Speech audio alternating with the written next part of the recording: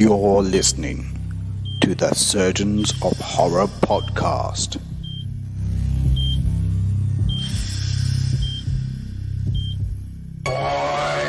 Hello, welcome to the Surgeons of Horror podcast. Its purpose is to dissect horror films, both old and new. And for this particular podcast, we're going to delve into a film that's celebrating 40 years this year, having been released initially back in 1979. And it had developed something of a cult following afterwards as well, and launched Don Coscarelli into the limelight as a film director. The film itself is called Phantasm, and Don Coscarelli would go on to direct three of the following sequels of this: Phantasm 2, Phantasm 3, Lord of the Dead, Phantasm 4, Oblivion. And he didn't come back for the last installment, which was in 2016, but that was called Phantasm Ravager. Before we kind of dissect the movie and get into the nitty-gritty of why this thing has become a cult following and does it deserve that tag, I should probably introduce myself. I am the lead host for the podcast episodes. My name is Saul Muerte, and I am joined by Richard Lovegrove. Welcome back, sir. Now you die. Oh, something just obscure just happened to you there, my friend. Yes, I'm just loving it. Yes, look, we get into some 1970s low-grade film. Yeah, exactly. Yeah, it's definitely one of those ones that, on face value, it has this kind of real kind of dirty feel about it, because it was shot incredibly low budget, and you know, it's a film that was financed by Don Coscarelli's dad at the time. A lot of the special effects were helped by his mum, and he was, because he didn't have enough money, he shot a lot of it himself as well, and kind of called in kind of favours from actor friends of his who kind of crop up in it, and you kind of feel that it has that. You know, you definitely tell it in the cast. Yeah. Wasn't too as well. He had trouble with renting the camera or the crew or something. It was a weekend only rental, and so he only had a couple of days to shoot it, so everything was sort of crammed into a short amount of time. But it's like, you know, to its credit though, it sort of adds this sort of dimension to the world where it's kind of like that, like, you know, small town, like, but it's a ghost town, because we see very, very little people in this world bar the ones that we hear dialogue from. Yes, that's so right. It really does give you that sort of sense of like Twin Peaks sort of world, or on the outer edge, even from the very beginning. I wouldn't say the first scene maybe, but like the second one we see. That's right. That's right. It has a dead town kind of feel about it, and it's like, kind of suburban, kind of small town USA kind of setting. As you said, not a lot of people in there, which adds to this eerie kind of the film itself. A lot of it is either centered around the house or the the graveyard itself. So there's a location is quite minimal as well. For as much as we see, like, you know, outer world sort of experiences, we see the same as, like, we only see the pub twice. Like, that's right. You can see more of that, but like having some extras walking around the background, or doing something that goes a long way, I guess. Exactly. So, as I said, this film's kind of celebrating 40 years this year. One of the kind of key kind of memorable things around this movie is the tall man, this mysterious kind of character, and that's kind of one of the reasons why I wanted to throw this bone towards you, because obviously, being an actor yourself, I really wanted to get your take on the interpretation that is portrayed in this film of the tall man. And he's played by Angus Scrimm in this, and he was a American actor. He was also a bit of an author and journalist, primarily known for the role of this particular movie. I mean, he'd been in a few other things along the way. He was I think he was pretty much known for being on stage kind of actor before this came around. But he then would crop up on There's a couple of ones in here. He was in Witch's Brew and Chopping Mall, which were kind of big 80s movies. And Mind Warp was another kind of early 90s one. Oh yes. He was the narrator for Wishmaster, which kind of came out as well. And he would work again with Don Coscarelli for that. Do you remember the Masters of Horror TV series? Yes, I do. Yeah, so he was on one of those episodes, Incident on and Off a Mountain Road, which was directed by Don Coscarelli as well. Cool. And it was actually based. That particular film was was based on a short story by Joe R. Lansdale. And he's been sorry, I'm kind of going off all over the place, but John R. Lansdale was he's been a huge kind of novelist in the kind of horror, kind of splatterpunk kind of world, but he was also probably more known for working on the Hap and Leonard novellas and novels that kind of came out. There was a series based on those novels. Anyway, it was kind of made into that recently. But the reason I also mention him is because J.R. Lonsdale wrote a novel which was called Bubba Hotep, which Don Coscarelli also turned into a movie starring Bruce Campbell. So those two have kind of worked quite closely together. And if you haven't seen Bubba Hotep, I guess it's an acquired taste, but I love that film. I love that film so much. I haven't seen it. I have to get around to it. It's basically the concept of it is Bruce Campbell plays Elvis Presley in it. Great! And he's an old Elvis Presley he's like the real Elvis Presley. So basically, it's a bit of an alternate reality thing where it goes off the fact that Elvis Presley is alive in an old people's home, and he, at the height of his fame, he gave it all up because he'd had enough, and he basically passed on his life to a lookalike who would then carry on. It's the lookalike that became the fat kind of Elvis Presley, and then he kind of retires into this old people's home. Right. And he happens to be, he's like really kind of he's always talking about how he's got a rash on his cock and all that, but he's still trying to be Elvis, and he just happens to, his best friend is a guy who is an African American elderly man who believes he is John F. Kennedy. And while they are there, they happen to be visited by a soul-sucking Egyptian mummy who attacks the elderly in the nursing home. And between the two of them, they try and kind of defeat it. It's batshit, but it's just so well done. It sounds very similar to the film My Name is Bruce Campbell.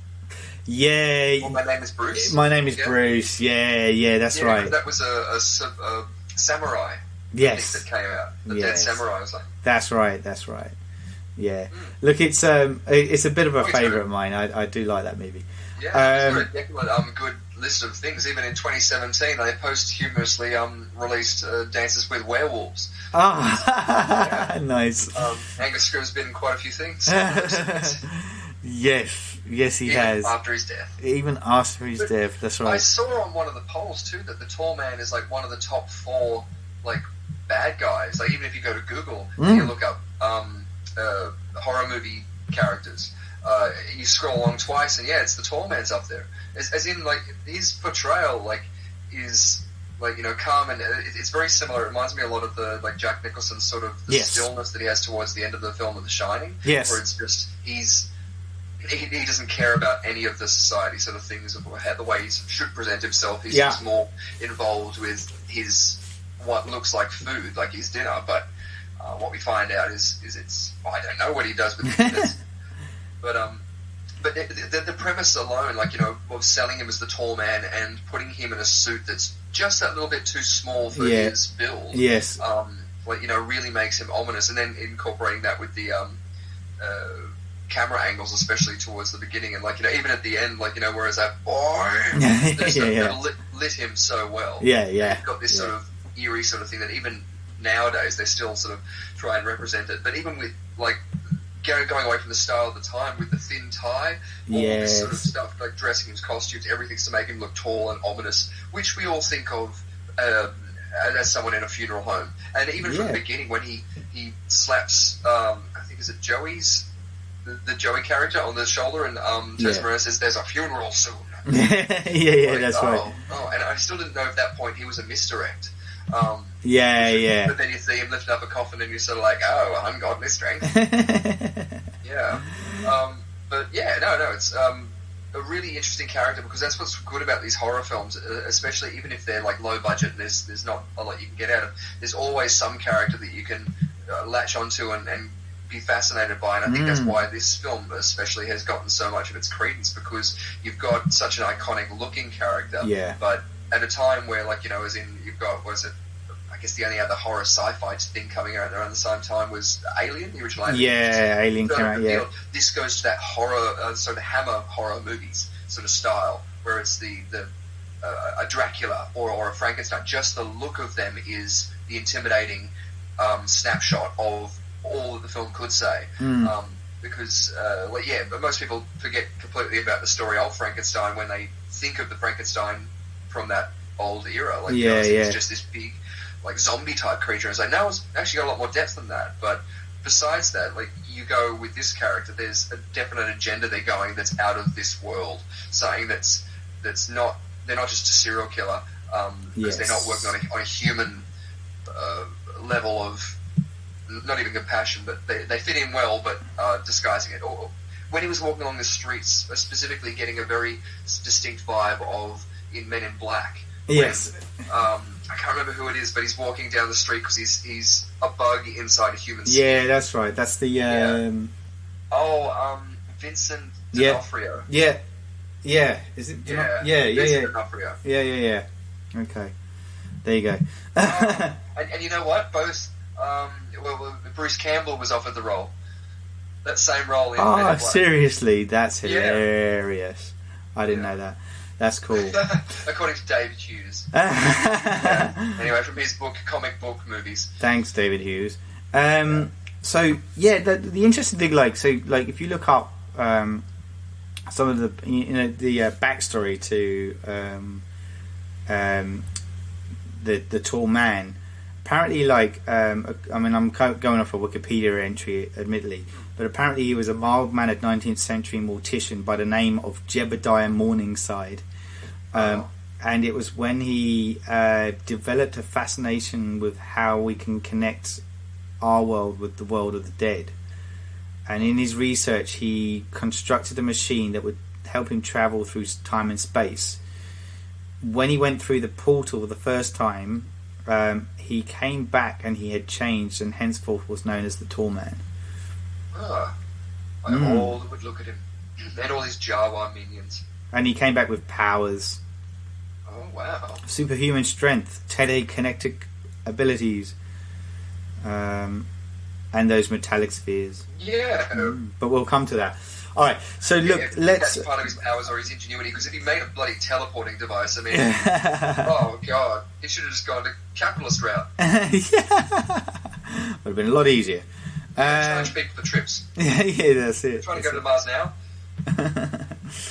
Okay, so anyway, look, I thought you'd be. I just thought it would be interesting to have your perspective on his character, coming from an actor's point of view of how to portray him. How would you have portrayed him? Because I feel like you would have had some insight into, or have perception of how you would have delivered him personally.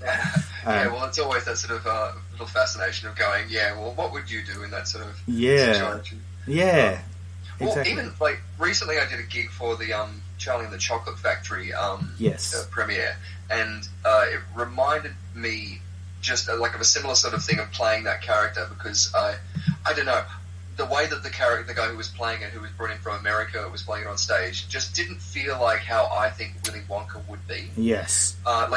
Gene Wilder's performance was the one I grew up with, so I guess I have a bias towards it. I didn't read the books, even though I watched the movie, and the performance by Gene Wilder gave me a sort of similar impression to how I think this style of character would work. It's the sort of thing of going, you don't need to see all of the in-betweens of the pleases and the thank yous and all this sort of stuff. It's really just cut and dry and going, what needs to be done?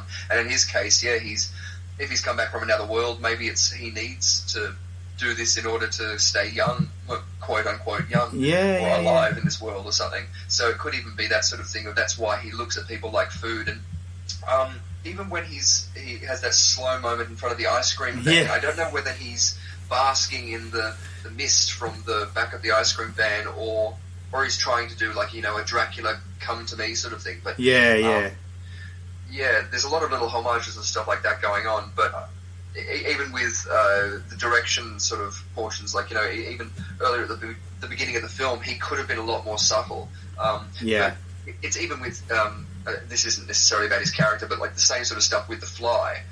Moment when that comes out, the less you see is more in a lot of these films, and a lot of the time, especially when setting up an iconic character like that, I think that moment would have been great if we didn't see who said that, we didn't see his face. It's the first sort of time the second time you see him, because I think you see him before that as a woman with breasts. Exactly. That's the other thing as well. He has a bit of a shape-shifting thing going on, which is also interesting. Just a zipper.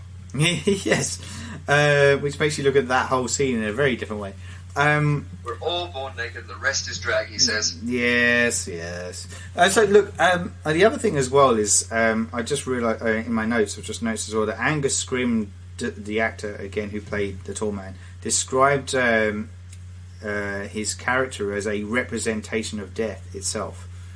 Yeah. Which is another interesting kind of look at that, it makes sense that he's working as a mortician, but also, is he almost like the gatekeeper to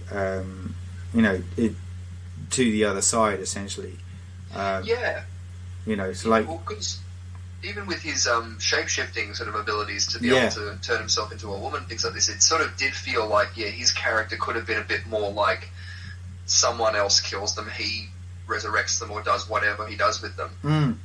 Because I don't know, I like that sort of codependency, especially within a character like that. And because even from the get-go, the first thing you see when one of them's walking around is one of those little scuttling Jawas, and you go, I know. I thought it was him, like the tall man, until I got the revelation about the dead friend again. I love the fact that you put Jawas, because that's exactly what I wrote down in my notes. They look like little Jawas. When it leaps out on is Joey the main character? Joey, I think so. Yeah. When he gets pounced by it and he's broken back in through the door and he's slowly going around there, I just need to see this. Ooh, TD! He just jumps out and grabs onto his back. It's fantastic. Hold on. No, it's not. It's not Joey. It's Mike, isn't it? The kid's name. Oh, the little boy's Mike, but who's his brother? He's Jody. Jody. Yeah. Close. Yeah. Jody. So that's I think that's. I'm sorry, I kind of lost track of what we were saying there as well. That's all right. It's just about the Jawas. Jawas, yeah. That's it, exactly. Yeah. So you sort of hear them or see them right from the very beginning. Yes, that's exactly right. So look, speaking of, let's kind of cut through the plot line and dissect this baby. In a very kind of brutal fashion, because I don't want to kind of have us drag down too much in the conversation around the plot, just like kind of picking out the key kind of bits that occur. I mean, and even the beginning is iconic in itself, because it's we have this couple that are kind of in the act of having graveyard sex. The lady in question, who so I know we find out later that is the tall man shapeshifted But that we shall call Booby McGee for now. Booby McGee, but she's described as the lady in lavender in this. Oh, is she? Yeah. Is she wearing lavender? I don't know. I thought she was naked, but Yeah, no, the second I remember seeing that, I remember seeing the cuts and going, "Oh, this is a really low-grade film." But the more I saw the cuts, she's sitting so awkwardly. If you look at it, she's lying with her genitals straight on his genitals, but then arching her back up so that she can be going, "Oh, look at my boobies." Yeah. It doesn't look comfortable. It doesn't at all. It doesn't at all. It's just like, It's like... he should have known that from that. Maybe that's why he shapeshifted. Yeah, I guess men aren't necessarily that worried about No. sex in a graveyard. Exactly. So she produces a knife, killing the character very early on. So that's this guy. Body double as well, apparently. Yes. Yeah, so not the same face as the same boobs. Has a No. body double that then also branches her little stiletto. Yes. Which he then penetrates. Penetrates. He's penetrated again. Yes. The guy's name's Tommy, and he's like, we find out he is friends with a 24-year-old musician called Jodie Pearson. Oh yeah, so there's that weird. So before that, sorry, we get that kind of those sparse white walls within the Morningside Cemetery. That's really kind of sparse kind of whiteness that we see, which is. I was going to say that just even before we get into the mausoleum, I mean, just at the end of the sex, and she's stabbed him in the chest. Her face turns into the tall man. That's right. A brief, quick thing there, in which case you go, "Oh, this might be a fun ride." Yes, exactly. He's like, "Oh, hello." Yeah, maybe it was just like beer goggles that he had on or something. He was like, oh. Yeah. He doesn't even try with the drag. I may as well die. Bob the drag queen. Yes. And there's these weird noises that kind of are kind of around as well. And then we get we get this the Mike character riding on his bicycle in the graveyard, as you do, and then when his bike cuts out. And he gets Thrush. Sorry. He gets thrush. Hello. I've written here flashes behind the gravestones. What's that? I don't know what that means. I don't know my notes. I was writing notes as it was going. Huh? What's that? He sees things running behind. Oh, that's why I'm writing it. Yeah, there's seeing things in his corner of his eye. That's right, kind of ducking in behind the gravestones and stuff. And this is the funeral, and we have the funeral is about to begin, sir. So that's where we first see the dude, the tall man. But yeah, we also have this kind of moment where, as I said, going back to the 20-year-old musician Jodie Pearson, who's the older brother of Mike. So we have this kind of guy, the Reggie character kind of crops up. He's the friend of Jodie Pearson, who's Reggie. Okay. I love you, Reggie. I love your ponytail. And that bow tie. Give us a yank of ponytail. So. Yeah, look. So he's the friend of Mike's older brother, Jodie. Yes. Who happens to be a musician, and we get plenty of that action going on later on. Oh yeah. Fantastic little music video. Yes. And so we're at the funeral of Tommy, the guy that we've seen kind of killed off by the lady in lavender at the beginning, and secretly Mike, the younger brother, is actually kind of observing the funeral from the bushes, as the mourners are leaving. Through binoculars. He wasn't invited to the funeral. No, that's right. He didn't know Tommy well enough, even though he's like the best friend of his brother. But yeah, who he's infatuated with, might I add? Chasing after him on a bike and everything. Yeah, that's it. So, and while he's there, though, after the climax of the funeral is happening, he kind of is watching this the tall man walking around, and he witnesses him actually kind of lift this huge, like 500-pound casket, as if it's just papier-mâché kind of. Box. Yeah, it's like a lightweight thing, like it was the weight of a pillow. Yes, that's right. Shoving it into the back of his vehicle. Into his hearse, and it's like, right, okay. And so he tries to also make a little bit of a getaway here on his bike, and we have this first kind of instance of like what potentially could be like the tall man possessing some kind of telekinetic abilities, because he somehow knocks Mike off his motorbike as he's trying to leave as well. Which isn't, to me, I didn't think it was that clear. I just thought he kind of fell off his bike. Yeah, well, they sort of have a flash, like they have the flash at the beginning when they're the two couples are making love, or the two couples, they're not four people, they're the couple's making love, and her face quickly shifts or flashes to the tall man. So you sort of get this sense that he's got some sort of Hogwarts abilities that they're not alluding to. But I even thought from the very beginning when the motorcycle stopped, and instantly after that you hear the nattering of the Jawas in the bushes. Yeah. And it made me think that, like, all from that second I was thinking, maybe there's some, like, shifty sort of stuff coming up. Yeah. Because that's, like, even what leads into the next bit, which I was quite happy about. Yeah. When they go to see the psychic, and you go sort of going, okay, cool. Well, it's going to establish what this universe sees as like the supernatural. And she goes. The Mike heads off down the street to his local psychic, who's out the front. It's got one of those handprint signs out the front, but gets greeted by a young woman who invites him in, and you get the impression from both her and her grandmother, who grandmother seems to be running the show, even though she doesn't say anything to anybody. No. That they have. Mike's been here before. Yes. Frequent visitor. Down, but like establishing in that world where something like happens, and so when they take out the box and it actually appears, it's good to see that there's actually magic in this world that is justified. Yes, that's right. And you quite liked the that moment as well. You were talking off record before about the that moment where it magically produces and it disappears again afterwards. The box. So it's got this kind of mystical kind of thing. Exactly. It's just a simple sort of technique, even one that's like been implemented way back in like George Méliès's sort of days as like a stop cut, but it's like a freeze frame dissolve. It's literally just one of the simplest things in nowadays in like camera you can do it, but like back then it was something you'd have to sit there and do for a while.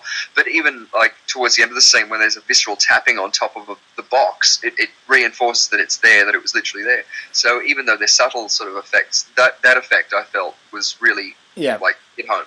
It made me want her to come back a bit later on, because they sort of set this grandma up as this OP sort of character at the beginning, and so you're going to go, cool, boss fight. Super grand. Yeah, you're right. Because there's something about her too. And you're right. It lays the seeds of this kind of strange universe that we find ourselves in, and you do wish that she were to kind of arrive again, even if it was for like ultimate showdown with Toolman or or I even thought she was going to like later on go after a granddaughter. Like yeah. Would have been cool. That would have been especially cool. if she completely changed. She drops the persona and she's just like starts speaking, has the glasses off, she can walk. Whatever. Or maybe she's the complete opposite. Like she's actually not in a wheelchair. That's her walking with the facade of a wheelchair in front of her, and she's actually one of the Jawas. Oh wow, that would have been a turn. I love the fact that you mentioned the Jawas too, because that was so my thought when I first saw those things. I was like, hey, that's a Jawa. Totally. So we talked about the fortune teller and the granddaughters there, and I like that. I like the kind of the energy with the kind of skip generation kind of weird thing between the grandmother and the granddaughter. And it's the granddaughter that's doing all the talking, as you said, and the actual fortune teller's silent. So it's almost like they share a telekinetic energy as well, which just mimicking that sort of Greek oracle sort of thing. Yes, absolutely. And as you mentioned, they kind of produce this black box, and they get him to put his hand in it, and it's this whole confronting his fear and because he's saying it hurts and things like that, and she says like relax, and it's the fear that's like going to be the problematic part about it. It's going to consume you, because even before that he was again, it sounds like he's been there a couple of times, because he confesses how he's worried that his brother is going to leave him. And just leave him alone. And then it cuts to that like chasing scene. But this is also one of the things too that sort of I found quite disjointed, because at this point with these flashbacks happening, I didn't really understand like a lot of their relationships at the moment and what was happening. So that sort of like threw me out. So it made the ending not as as impacting, I don't think, because Sure. it had that disjointedness at the beginning. But even within that, like, you know, it being that theme of loss or coping with loss, which seems to be towards the end, that makes a lot of sense. That's sort of like the first thing he says to the psychic. He doesn't turn around and say, I just saw this like superhuman strength Gary guy do something. No. You know, it's just like, you know, I'm worried about my bro. Which, right. to be fair, he has like, you know, relevant need to, because he was standing like within a couple of feet with him when he was saying, I'm going to ship him off to his aunt's place. That's right. Yeah. Saying, if he leaves, he's going to take you with him. But like, you know, there's always that thing in the nattering in the back of your head. I heard it from the horse's mouth. Yeah, I'm not so sure if I agree. How good are your pals? Yes. Again, boss fight. And she's just like, shut up and put your cock in the box. Yes. Don't fear it. Put your That's cock why in the box. it's oozing yellow. Yes, that's right. Oh. It's all yellow and pussy. That's okay. Yeah, I need to see a doctor, not a psychic. That's normal. Yeah. But yeah, anyway, he drops the money on the top of the box, right at the end of it, and then you get that sweet fade dissolve, freeze dissolve. Yeah. But yeah, then the grandma cacks it laughing. Yeah, laughs. It's just like, oh, that was great fun. That's the best thing that's ever gone in my box. Yeah. So then we kind of like, so he kind of leaves, but then we do get this kind of other subplot as well, a bit of a subplot where the daughter goes off to investigate the mausoleum, doesn't she?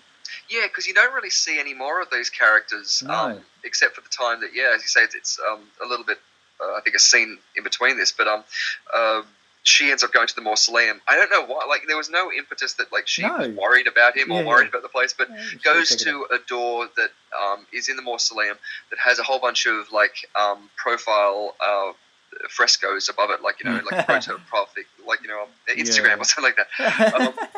But yeah, she ends up opening it, and there's a blinding, like, white light there, and then it cuts to an external, and she screams, and we assume she's dead. She could have gone the way of the Reggie. She's gone the way of the Reggie. Oh! She comes out with her own ponytail. So look, it's an interesting one, isn't it? Like, we do kind of have this kind of little bit of a semi-journey as she kind of, as you said, goes off and disappears. But what we did, you did kind of throw in a fact that it is sandwiched, those two scenes at the mausoleum and at the fortune tellers, that is sandwiched between this kind of little scene between Jodie and Reggie doing a bit of a duet on guitar. Oh, it's fantastic. Yeah, it just suddenly takes an intermission to become a musical. It's great. That's right. Just a random thing, and it's just like, let's serenade each other on the doorstep. And to be fair, like, it's a good song. Like, you know, it is, they do it and perform it well. But from that point, it sort of made my head go, I want Reggie to be the protagonist, and Jodie's, going to die in some sort of awful, nice, like, something. Something. Yeah. No, it was a weird kind of moment, but it kind of all adds to the oddity of this whole film, really. Yeah, and also in filming that scene, it looks as if they've sort of gotten to a point, because they could have just gone on and on and on, and either they've been told shut up, or one of them's made a mistake in the song, and so they've just cut it to a different angle, and they've said, okay, now, like, wrap it up and hit your pitchfork, not your pitchfork, your tuning fork. I knew you ate turn with it, but still. Yeah. And then we kind of have this scene where Jodie's at the bar and he meets up with the lady in lavender who's kind of seducing him. Ruby McGee. Yeesh. And then she goes, "Come with me and watch me transform into an old man in the cemetery." Yes, I love it. As he's getting lured along through the cemetery, he even comments how creepy it is. He has an Owen Wilson moment. Pretty creepy. He's pretty creepy in here, and he's being kind of observed by his younger brother, who's definitely got a weird obsession with his older brother. Wow. Watching from the bushes. Yeah, creepily. He must be. I don't think this is the first time he's done it. No, I don't think so either. I'm going to sit in the bushes and watch my brother fornicate. Yeah. But I love it too how, like, both of them are, like, impressed by her breasts when she, like, takes it to the top. It's just like, boob double, and then like, one of them goes, wow, the other one, wow, and then Owen Wilson, wow, look at those boobs. So there's kind of weird kind of moment where he's getting on in with her, and then, like, but the boy gets so Mike gets kind of disturbed by this kind of noise, doesn't he, in the bushes, More Jawas. And more Jawas. And I had a moment where I thought it was a panther or something. I wrote down black panther. Yeah, well, that's it. You can't really tell what it is. Like, even in that first scene, I was trying to put my foot on it, like, what is that sound? And it could be so many different things. So I think that was probably a good part of it. But even the whole sound design and music, we haven't even mentioned the music. Oh, like, the music. Yeah. Absolutely brilliant. Well, it was inspired by Goblin, who were behind Suspiria and stuff. So like, apparently that was where they got the inspiration or the vibe that they were trying to go for with the music. Nice. So Mike Gunner gets disturbed by this noise in the bushes with these Jawas and this whole thing, and then he kind of runs kind of in the background during this kind of mid-coitus act. He runs straight past them, and the reaction time on Jodie is hilarious. Yeah, he's just like, he thinks about it a couple of times. He's just like, should I? No. Should I? No. Should I? No. Should I? I'm in the middle of this act, Yeah. And he's going he gets up, and he's still got her panties in his teeth. I mean, what? Yeah, that's right. He just had this kind of moment. Like, I'm going to keep those panties and put them in my drawer for later. And he does. He runs off with them, chases thing down. Yes. Almost tackles him to the ground. But when he comes back, she's gone. So he goes score of panties. Score of panties. Yes, I'll keep those. Smells of old man. So you're right. He does go after Mike, and they have a moment. He doesn't really believe anything Mike is saying, and when he goes back to the graveyard again, Jodie's disappeared. He's like, God damn it! Oh, because he wanted to get on it. He wanted to take her so far that she turns into an old tall man. Yes, that's right. It's what all young men wish. That's exactly right.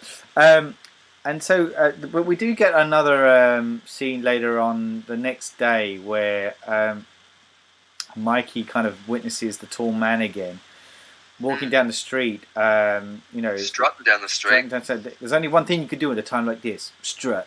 Yeah. You can tell by the way I use my strut. I love it. I love the fact you get that. No time to walk. I'm a tall man trying to be a woman. With those flowing hair, he can do it. Pull it off. And then we get this kind of like awkwardly trudging down the road. In his high heels. But there's this weird moment, isn't there, where he kind of he pulls up outside of Reggie's kind of ice cream truck, in slow mo, as if you're kind of smelling the scent of strawberries and whipped cream.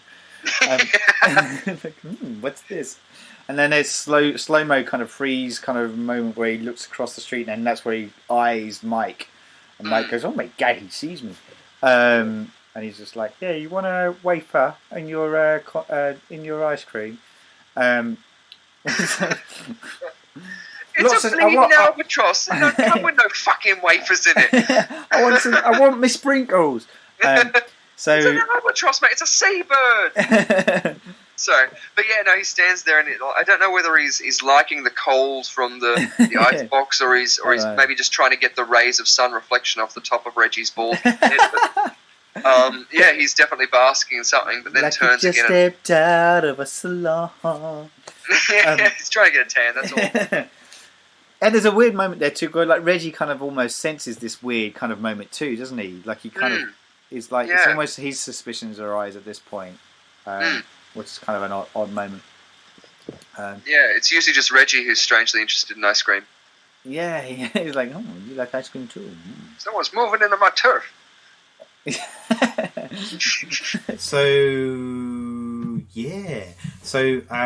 we get this kind of breaking and entering kind of into the cemetery thing happening.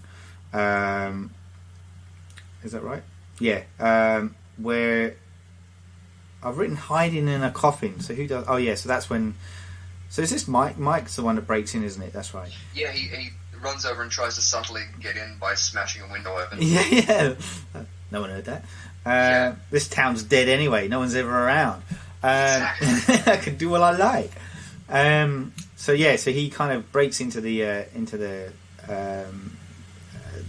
place, and that's when he inside. That's when he hides in a coffin at first, doesn't he? And then he kind of comes out, and he's kind of investigating, and then he got these weird like corridors. As I said, it's this weird kind of white walls, pristine kind of looking. and then this weird silver sphere kind of comes flying through the air, Yes. which It's so good. which he narrowly misses him, and he dives under it, and then it kind of plants itself straight into the face of the caretaker's skull, and then drills into his brain, killing him. And it's probably it's one of the most memorable scenes in the film, quite rightly. But it's the actual sphere itself. We never see it again, which kind of makes you think. No, well, we do a bit later because when Jodie comes back, he just shoots it in one shot. Oh, that's right. I was hoping it was just going to be them dodging it the whole time. It was going to be like one of those things in a boss game or something. Yeah. Yeah, you've got to keep there's no way you can kill it. You just got to dodge it. It's small, keeps going for you. Very dangerous, but dodging is the only thing you can do. Yeah, dodge it. Yeah, that was kind of interesting because you kind of think these things are so as I said, so iconic. I mean, that's why it's been used in like in the cover of the design work for the movie, and most people kind of remember that particular scene as well because of the drilling for you can Google it. The scene itself where it drills through the guy's skull is pretty graphic. Oh, it's fantastic. Ever since I was a kid, whenever I see something like that you can't really understand, or you just see all this information and you have to put it together in your head. I don't know if anybody else saw this, but it made me always think of what was it? When it was drilling through his head, then the hole was literally just to pull all the liquid out. And so it was, it wasn't just like a drill and it was draining that, like a juicer. It was literally draining it all out of the back. So he was just going to leave like an empty carcass, like a shell. Yeah, that's it. Yeah. He lands on the ground and pisses himself. Yes, as you would. Yes, of course. You deserved it. At that point, you deserved it. Yeah, that's right, you bastard. And that's where we get the dude turning up, don't we? The tall man. And is that where he does the whole boy? I know he does it at the end. Or maybe he does there. He shouts something anyway. He shouts something at him, and then kind of goes, and he does that whole kind of running after him, and he's really like, "I've got to get the fuck out of here!" And jumps into a little room, slams the door shut, and then we get the hand kind of stuck in the door, and that's it, where he severs the fingers off the tall man's fingers, and there's yellow blood. Gloop. Yellow.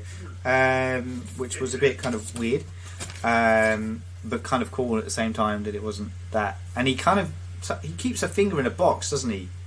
Picks the finger up, he takes one back as I think evidence or something like that. Yeah, and it's still moving of its own volition. Yes, and that's right. It's still moving around. So very similar to kind of like the severed hand thing, but in this case, the severed finger. And it reminds you of that kind of the trick you play is I don't know if you ever did it, but as a kid where you put your finger in the box kind of thing. I was thinking the exact same thing when he goes to show it to Jodie, and I was thinking, are they going to do that? Yeah. Kudos to them, they didn't. No, that would have been hilarious. And Jodie going, that's just your finger. So kind of lost the plot. That's right. So he gets the what was it? The finger. He takes it back in his own little box, which is conveniently sized for him. Shows it to Jodie. Jodie, have a look at this. Yeah, and he wasn't convinced up until that point. No, then he shows him this compelling piece of evidence. He's like, oh yeah, okay. All right. I'm in light clean. I'm with you. I get it. Severed fingers, yellow blood. That's a bit weird. So because I've written here on here bug thing in hair. Oh, that's right. There's a weird. So after that, that's right. That's when they go to the he goes to check up on it. It's later in the evening or something like this. Reggie's no, he hasn't come over yet. But he looks open. He opens it up, and you see the thing with like red eyes and big teeth. Yeah. And it's a little bit underwhelming. It would have been cool if you didn't see that and it just flew past his head. Yeah. Then, what I thought was a terrifying moment when it flies out of the thing. I was sort of like, oh, okay, I'm going to desponding. But then you see the thing moving through his hair, and that scared the shit out of me. Yes. I didn't know what was happening. And again, I was still in like, the thing sort of moment. So like, I was thinking, is something growing out of the top of his head? Then, like we saw what it was. But for a lot of people, that's the scene that sort of throws it, and that's the point at which people sort of go, yeah, no, that was too much. Right. And it's like, really? The fly? It's still pretty creepy. Bit creepy. And then Reggie also sees this attack happening, doesn't he, as well? Well, isn't that where he turns up? I think they catch it in a jumper or a jacket or something like that. Yeah, and yeah. Take it down. And they try and put it through the. Garbage disposal. Yeah, that's right. Yeah. And it's still a lot dangerous. Those things are so dangerous. Oh, they are. Terrifying. But it still kind of comes out of it though, doesn't it? Despite they turn it on and then he shoves it back down again and kills it. I think. I thought it was going to go into Reggie's mouth because it flies up and it goes like right into his mouth area. I was like, oh my god, it's going to possess him or something. That would have been fun. That would have been interesting. But no, they shove it down there and they destroy it, do they? Yeah, I thought they kind of managed to get it back down into the thing and. That's right. Right. He's shoving a knife into the garbage disposal as Mike turns it on. That's it. And it's just like, no, stop. Then we get so then like the three of them kind of like pile into the car, don't they? I think now when they're sort of going, it's all real. And they're trying to get away, and there's another car that's chasing them, and it's driven by these hoodies, like the Jawas. Yes, but at the beginning I didn't see anything in there, so I thought it was just like a ghost hearse. Yes, so I did too. Cool. I did too. And I put here, never bring a gun to a car fight. Yes. Yeah. Well, that's it, because we think he's going to get run down by the hearse, but then it ends up being his Plymouth Barracuda. Driven by, again, what I thought was going to be another Ghost Rider, but no, it was Mike. He's just too slow. He's just a little boy, and that's when they kind of run the hearse off the road, don't they? And it's discovered, he shoots it. That's right. Shoots the hood off it. That's right. And then that's when they discover the reanimated Tommy, so the guy from the beginning, and he's they pull off the little Jawa hood. Yeah, and he's a little short Tommy. I'd recognise that moustache anywhere. Yes, and that's where they kind of realise that they need to kind of stop this guy, the tall man guy. Got to stop him. And they go to the antique store. That's they see an animated photograph of the tall man. Yeah, that's a bit It-esque, wasn't it? Yeah, Pennywise it's very cool. Which was I was kind of expecting his face to change. Yes. Like like in what's it? When you go to the Haunted Mansion and you go on those rides. Yeah. Change their face changes. Like that's just right. Going. Like Dracula in Van Helsing. Not that bad. Oh dear. You had to go there, didn't you? You had to go there. Actually, that photo, I know it's supposed to look like a funeral director and stuff like that, or a gravedigger or whatever. But it actually reminded me a lot of the only photo ever taken of the Winchester. Was it Mary Winchester? The Winchester Castle? Yeah. Winchester House? Yeah. Yeah, it looked very similar, like, at the back of his sort of carriage and stuff like that. I know the photo you're talking about too, I get that. Very cool, though. It is very cool. Back car window, I put Hammer MacGyver moment. I don't know what that means. I know what that means. You said MacGyver, of course I do. That's a little later when when they discover, how bad it is, and Jodie locks Mikey in his room so that he's not going to get hurt. Either that or he's just like, you're a little kid. He has a shotgun shell left over. Yeah. So he's got a hammer, he's got a shotgun shell, and he's got some duct tape, and so he goes into ultimate MacGyver mode.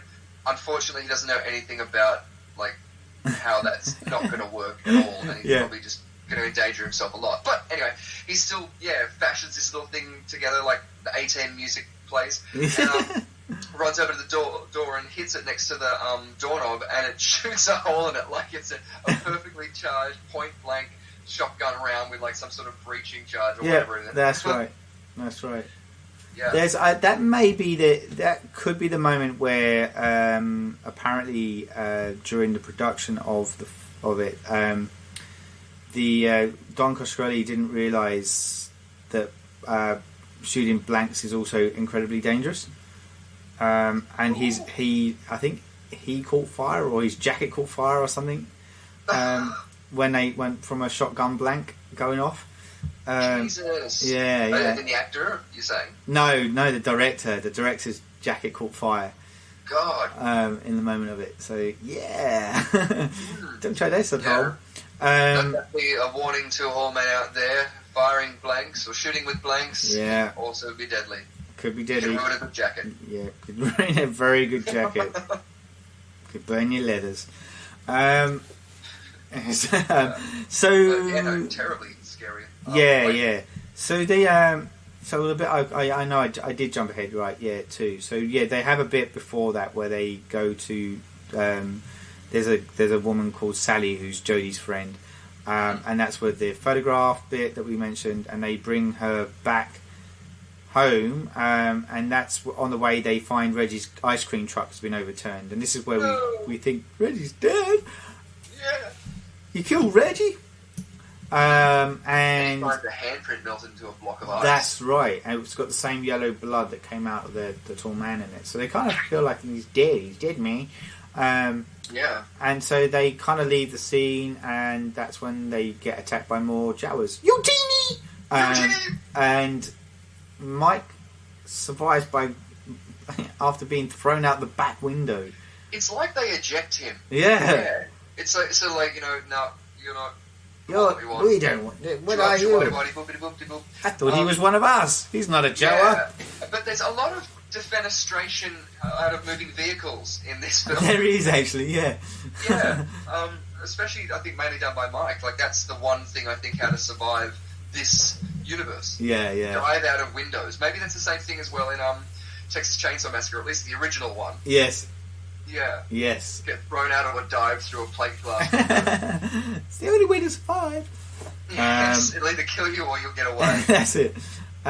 So he manages to escape as these kind of girls drive off in the night screaming, and he just presumes that the Reggie's dead at this point.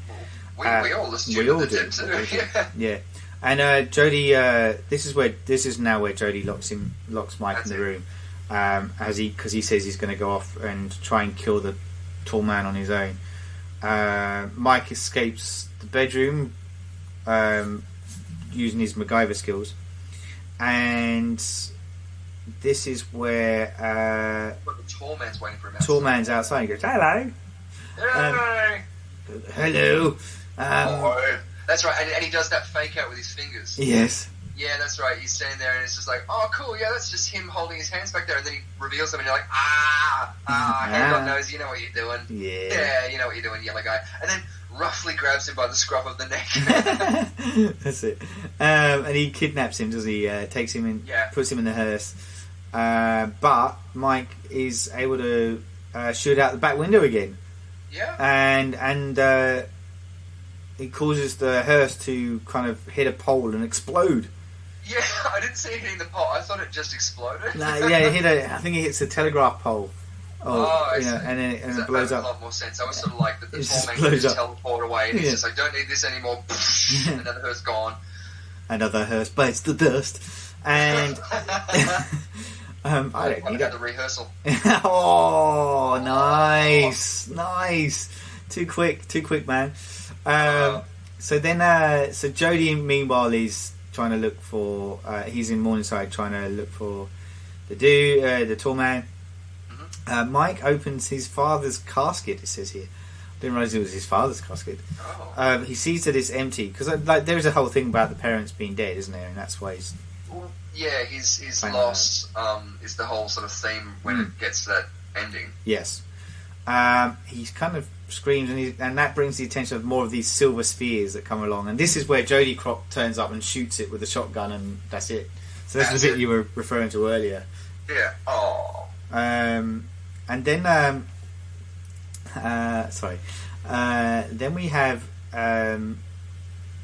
Reggie appearing again, so he's alive, and he says, and he's rescued Sally and several other girls. And you're just like, when did this all happen? Yeah, they're all bodies in his freezer. Yeah, that's right. And I found this, and I don't know what that was. He's just got like a lucky Sally foot around his that's right, yeah. Neck. Yeah. And more panties. In his teeth. Yeah. And that's when they, the three of them, so Mike, Jodie, and Reggie, open up this mysterious door that the fortune teller daughter had opened in an earlier scene, and inside they find all these oil drums things, and which have more kind of reanimated dwarves inside them. It gets really Jawa things, that gets even more bizarre.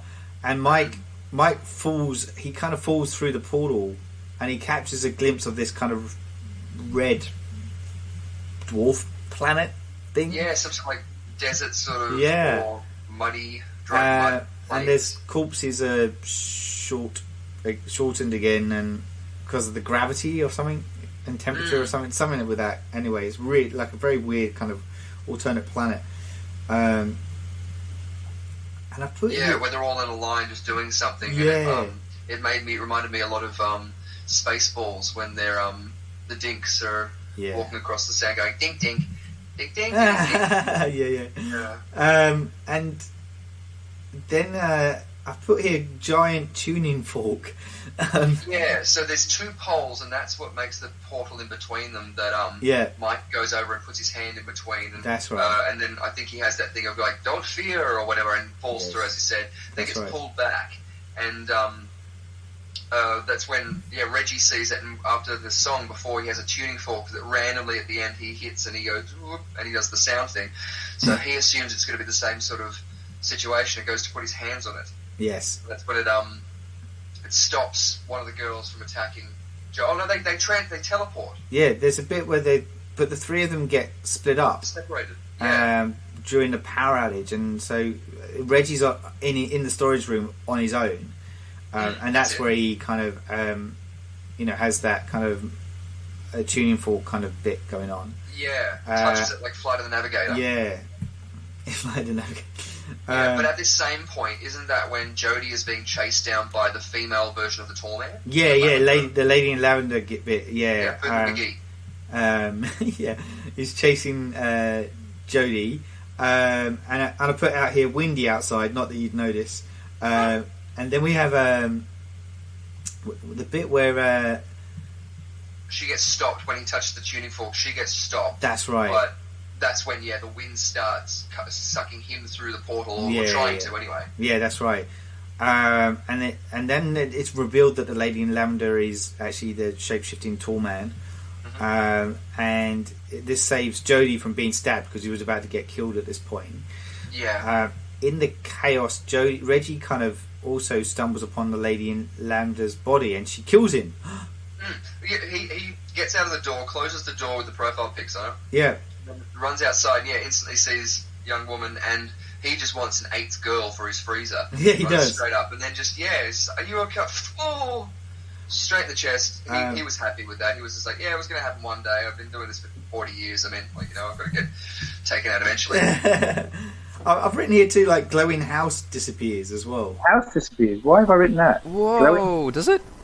I don't know. I wrote it down here in my notes. Anyway, so then we get the tall man behind the window. Is that right? Anyway, this is... So, Oh, that's right. No, there's a mine shaft. Oh, no, the mausoleum vanishes. The whole thing just disappears. God. Not the house, the mausoleum vanishes. That's what it was. Uh-huh. And so the brothers then kind of hatch a plan to lure the tall man to this deserted mine shaft to trap him inside. Yeah. That goes 100 feet down or something like that, directly down. Yeah, that's not right. Not dangerous at all. And then we have I'm sorry, I've just lost my... No, you're right. I just even on the Wikipedia site, I can see that Mike once again controls his fear. So they've even got like a little bit of the with the ritual of Chud from It as well going on here. Yeah, that's right. Yeah. And so like he has this kind of bit of a test moment, doesn't he? And then and he kind of... Oh, that's right, yeah. I'm just deciphering my own notes. And then we have this point where... so he kind of... All of a sudden, Mike wakes up in bed. Reggie's alive. And they have this moment where they sit by the fireplace, and he's telling Mike, about the fact that Jodie had died in a car crash. Yeah. And he's been kind of having this ongoing nightmare. And Mike kind of feels like, oh, yeah, maybe that did happen, and kind of starts to believe Reggie's story. And then I think It sounds like Reggie's been looking after him all this time, like Jodie did. So he's almost become like the surrogate older brother. Yeah. He kind of said, "We should go on a road trip together." Yeah. No, he likes it in front of the fire. Yeah, he sits in front of the down. Mike goes up to his bedroom to pack, and Reggie starts playing the guitar by the fire. Yeah. Hot nights by the fire. And then so Mike goes back to goes to pack his bag, and then that's when the tall man kind of is there waiting for him In the reflection and of his mirror. and crashing through the glass. That's what he says, boy! And and that terrifying moment where it looks like they actually smashed a mirror next to that kid, and it's just like, Christ. That's the end. Yeah, he pulls Mike into this dark void, and that's it. That's how it ends. It's a really fucked up movie, isn't it? It really sort of like, most times when films do that, like, you sort of get a sense of this is at the point where, like, everything was made up, or this is where they started dreaming, or at least a little bit of a hint in this. In this, you really have no idea when that happens. Did he see him in the graveyard? Did, any of that stuff with Jodie happened? Was Jodie dead before we started seeing their story, and this is all the dream? That's right. Or was it all a dream, or is this in fact? I mean, I'm just throwing this out there. I don't even know if it's written anywhere. But is this in fact Mike's journey into purgatory, and we're witnessing his battle with the tall man and his fight for survival? So is the whole car crash scenario thing, is that actually him that's died in the car crash? And he's guilt for that. I don't know. I could be kind of putting 2 and 2 together and making 8. I just suddenly was thinking of that. Maybe it's this whole concept is that it's with his own life within the realms of the underworld. Yeah, well, also within the idea of, like, I love dissecting horror films from a psyche sort of perspective, because even, like, if you were to go, like, he's like a Grim Reaper sort of character, so he needs to get them to the situation where he can take their soul or whatever in that way, and maybe his way of doing that is to manipulate their mind into getting so twisted and lamenting so much with fear and with loss and everything, so that then it's easy to just take them like that because their will is so nothing. Like, break them down so much that they can be taken.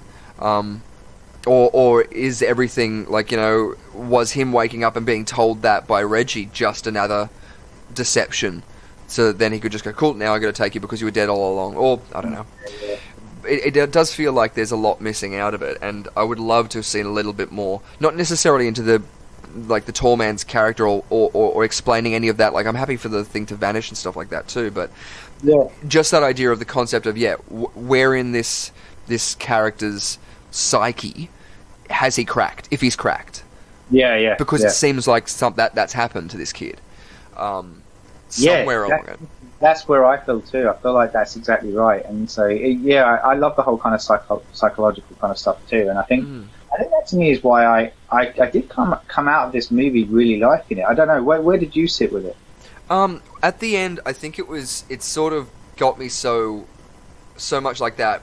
My experience, I think, ended beforehand. I think it ended when they chased him down the hill and he fell into the hole and everything went in there, and like it was almost, I can't remember what the film is. The one that comes to mind, just because I saw it recently, was Top Secret, where it just ends. They get onto the helicopter and it just ends. That's the end.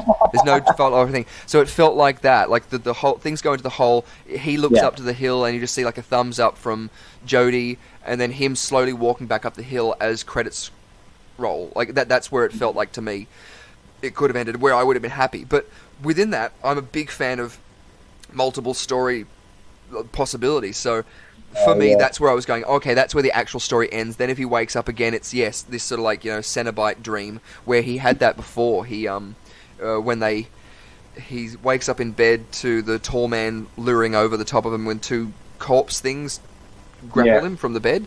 So there was that sort of nightmare aspect into it, but I don't know, also to the fire as well, and everything just sort of made me feel as if it it's how an alien would set dress, like, you know. Yeah. And it's just like, oh, he played a music song before. Let's just shove that in there. It's sort of like just filling gaps in between, in like the Drop Dead Fred purgatory, where you go in there and it's just like, you know, flat walls of bright color. Yeah. Very minimalist. Yeah, it's interesting your comment as well, because apparently, like, during shooting, they actually didn't have an idea of how they were going to end the film. Oh. So I think that kind of comes across. And they apparently did shoot several endings. One of them, is, according to this, again, Wikipedia, I'm going off again, admittedly, was apparently reused in Phantasm 4 Oblivion. Oh. So that'd be kind of interesting to dive into that universe a bit more, I think, to kind of see that. Yeah, I'm keen to see the other ones after this, especially even just for the Torment character. Yeah, same. I'm really kind of looking forward to going on that journey. It'll be interesting to see. So, like, the other things, just before we kind of start kind of offering our final thoughts on it. So apparently, when Don Coscarelli wanted to kind of make a movie, he just wanted to make something that was off the wall and bizarre. That was kind of his modus operandus when he went into this, and I think he definitely succeeded in that. Yeah. He was also looking for something that kind of reminded him of like Edgar Allan Poe's kind of works a little bit. Yeah. And so he was inspired by that kind of the kind of, I guess, the macabre kind of world that Poe had created in his novels. And you know, and as we said during our off record, I kind of also saw that it was inspired by the novel Something Wicked This Way Comes, which is by Ray Bradbury, and that was a book that kind of came out in the early 60s, based around a travelling carnival which has its own kind of weird nefarious means. Yeah, so there's a lot of kind of elements that come into effect here, and as I said, like at the beginning, it garnered a pretty huge kind of cult following off the back of it, and a lot of people have kind of looked at it retrospectively with a lot of praise, you know, after the, you know, years after the fact, kind of come back to it, and it's had an impact on a lot of filmmakers as well. One of them being J.J. Abrams as well, who decided it as one of these kind of movies that had an impact on him as a kid. Wasn't it Captain Phasma in the Star Wars: The Force Awakens was based on the ball, I think, wasn't it? The ball, yeah, that's right. I did see that somewhere in my notes as well. Which is cool. If only like Captain Phasma was as cool as the ball was. Yeah, that's right. Maybe that's why they didn't want to ever see the person underneath. Yeah. It's just like, because he never saw what was inside the ball. You see what goes through it. But even as you were saying, like, you know, retrospectively, the film has still lived up. I remember hearing good things about it, even though I didn't know much about it. But even on Rotten Tomatoes, the remastered version still got an approval rating of about 73%. That's right. Yeah, it still holds up well. I still, like, I only watched this recently. Admittedly, it was one of those movies that was on my to-do list. You know, I've got to watch that. I never got around to doing it, and I'm really grateful that I had the opportunity to do that. You know, for the 40th anniversary, and kind of watching this movie, I was like, yeah, I dig it. What was your instinct from watching it? Did you want more from the universe, or? Yes, I wanted a lot more from the universe. But that didn't mean answering questions. That just meant more balls that drill things. More. I thought there could have been a little bit more gore. It's strange because, like, it was sold like in a lot of the trailers and stuff like this as this big gore fest. And when I was looking into things about it, like, you know, it was the tall man and that ball. So I was expecting there to be a little bit more of that. Even off the backs of, what was it, like Evil Dead, because it made me get an impression of the earlier Evil Dead sort of movies where it was a bit rough and gross and gory, and that's what I was, I think, expecting a little bit more of, especially maybe because of the pristine nature of the mausoleum and the tall man. Everything seemed to be pretty much in order, but also I think subliminally the returning character of the mother, or something to do with a little bit more of the grandmother character.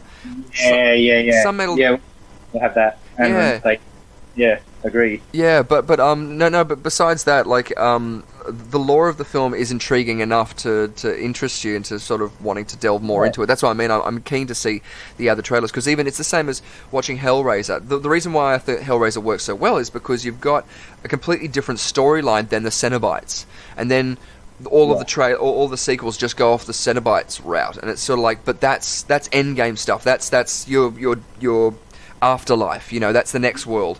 That's not this world, and that's what was so cool. It's the division between those two worlds where he has to resurrect his body, or we don't know what the possible options that could happen from this world and this portal and this thing, because we know that it does two very different things every time, like, you know, you touch the things, or maybe it's you the person, or if you go through it. So yeah, I'd be interested to see if some of the sequels do flesh that out a little bit more in a way that I can take away from it, because I'm very civish like that. I'll go through and I'll take out what I like and slap it together amongst a clay model of going, yeah, now this is what I think this world is.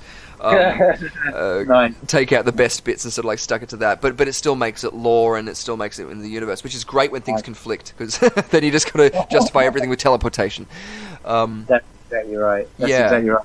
All right, so like last question to you: would you recommend this to modern going cinema audience today? Yeah. Now, when watching it as well, it constantly gave me the feel of I wanted to get a group of friends together with popcorn and just sit there and laugh and watch it. Not that it's a film to be laughed at all. It's not like The Room or anything like that. But it's, I think, yeah, with the song that happens in the middle of it, one of the characters recurringly coming back to life, and he's an ice cream man with that hair. I mean, it lends itself to a party atmosphere where a lot of people can just sit around and laugh with each other. I agree. I completely agree. I'd love, because I watched it in solo as well, and I'd love to be with a group of people watching this. I think maybe that's something we should set up down the track somewhere. Yeah. Well, that's like seems like a perfect thing for the the marathon, if you're thinking of doing that. Just go, we'll just do a fucking 6-hour long slog. Oh, can you imagine? That'd be awful. That's it. That'd be hilarious. Yeah, we'll be walking out like the tall man.